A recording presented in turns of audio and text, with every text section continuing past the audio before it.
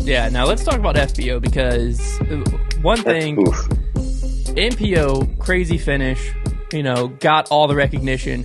People are forgetting about how amazing the finish of FPO was. It was an absolute battle. Katrina Allen takes it down, wins her second world title. Paige Pierce comes in second, and Lisa Fakis comes in third.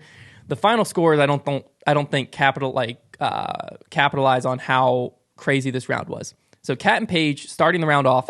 Rough round. It was almost like they were both trying to lose at some point. Yeah, it was brutal. It was just a mistake, and then the next one would make a mistake when they could have capitalized, back and forth. But Lisa, on the other hand, was capitalizing on this. She was storming up from behind. She had a chance to come within one stroke on hole 16. So she stormed back, gets to hole 16, has her shot to come within one and be tied with Paige, I believe it was, behind Kat.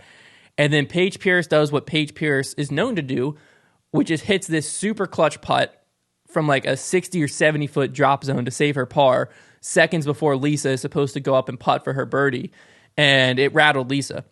She ended up 4-putting to go from birdie to double bogey, and that's what knocked Lisa out of contention. But then Katrina Allen is down 2 going into 17. Paige Pierce is coming down where she's going to bogey. She had a few rough shots. Katrina Allen has a chance from just outside the circle to tie it up, but instead she laid up, and I've heard that I don't remember who she told, but someone was asking her about that moment, and she said she was very confident in her play on 18, and she was also very confident in Paige's struggles on 18, and so she didn't want to risk anything. Super smart play when it works. If it hadn't worked, we would have been like, what were you thinking? But that's sports. So she laid up. She just got up and down to go just gain one stroke and be down 1 going into 18. She threw a good drive, but had a lot left to go. And then this moment, if James Conrad hadn't thrown in his shot, this would have been the moment we were all talking about, which is Katrina Allen's huge anti-flex shot to get to the green of 18 and put all the pressure on Paige. It was one of the clutchest shots, period.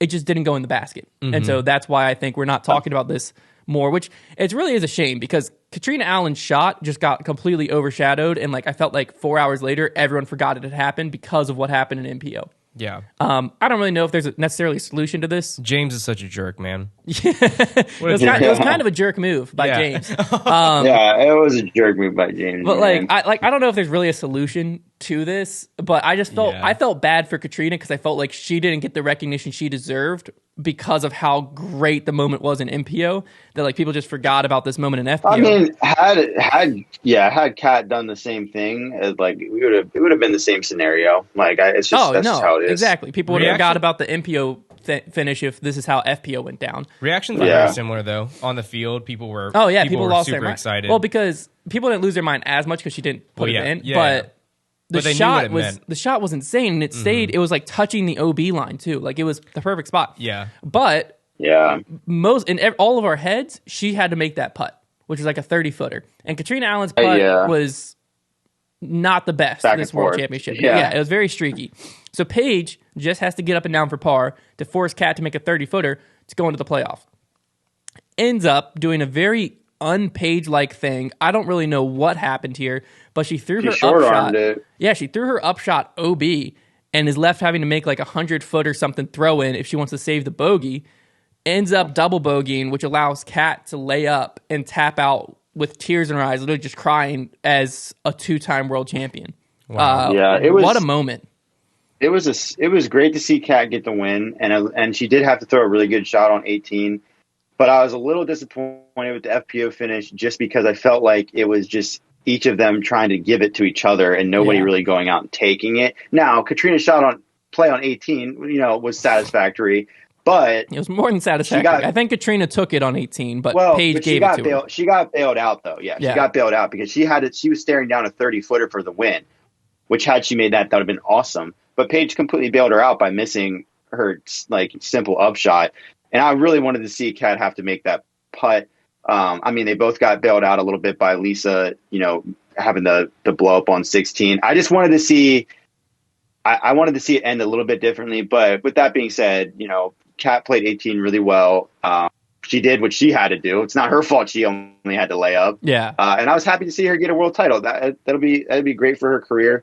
Paige, be curious to see how this affects her because the last time, she just come off of a slump, and it took her a while to get out of that. Maybe she just needs to go back to Hawaii and recharge like last time. I don't know, but that's a tough way to lose because, Paige she was in a similar situation to Paul to where she could have gone for the green. And I thought when she laid up on 18, I thought, that is going to be interesting because that little up shot is going to be harder to throw than that full power shot onto the green because how nervy it's going to be because those are the shots you're expected to make. Mm-hmm. Like she has a putter in her hand from 200 feet maybe. And not only did she mess it up, but I'm pretty sure there's no drop zone there, was there? No, she goes where she goes out. No, so she went out so early that she never crossed inbounds, and she had to throw putt from super far away. She had to at least get that to the island to where she had a shot, but it was just a really bad shot. But, nothing was going to upstage the MPO finish anyways, as wild as that, ended up. So, well, that's the other happy thing. for Kat. That's the other thing with Paige is if Paige would have went for it and went OB, she would have had her putt for 4 from inside the circle. Mm-hmm. Yeah. She would have crossed up there.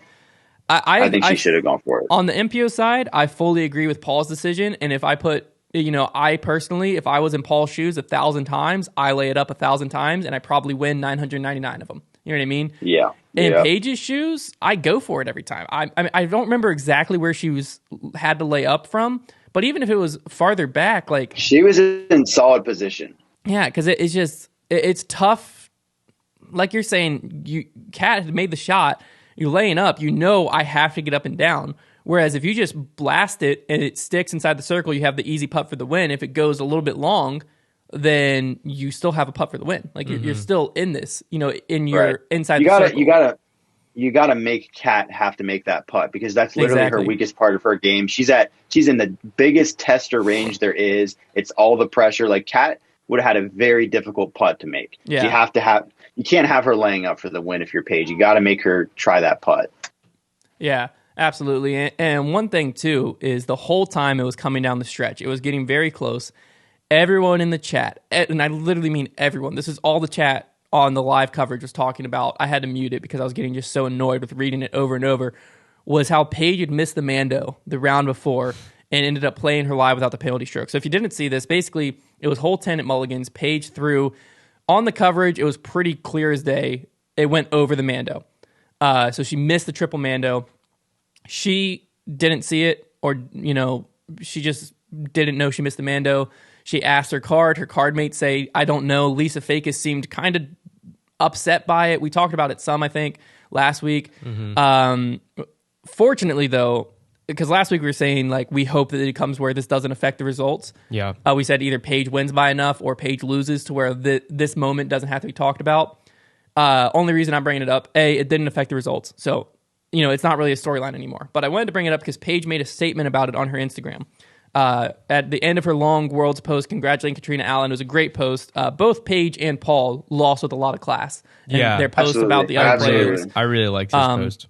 Absolutely. Yeah, they both lost with a lot of class. I gained a lot of respect for both of them. But Paige at the end of her says, P.S. The ball, and then in parentheses she put disc, never lies. I now know that I missed the triple Mando on 10 in round 4. I can promise you, if I would have known in the moment, I would have never taken the call. I am certainly not a cheaper, and I hope you all can understand how the ruling was made, and then had the red heart emoji. So that's her statement on it. We have nothing to do but believe her. I think the camera angle, you don't know what the sun was like in her eyes. The camera has like sunshades and stuff like that. Mm-hmm. You don't know what Paige saw and didn't see. No one knows it but her. And she is right here saying, I didn't know in the moment that I missed it. And obviously no one on her card was confident enough to say anything. So yeah, there's no point in going back at it anyways now because it doesn't really matter. Exactly. So. She has made her statement. There's no reason to not believe her. So hopefully the disc golf community who was calling her cheaters all week, a lot of them will just shut up and move on from it because there's no reason to keep pounding this when, it didn't end up mattering and she says that she didn't see it. So we have to believe her. There's no reason to not believe that.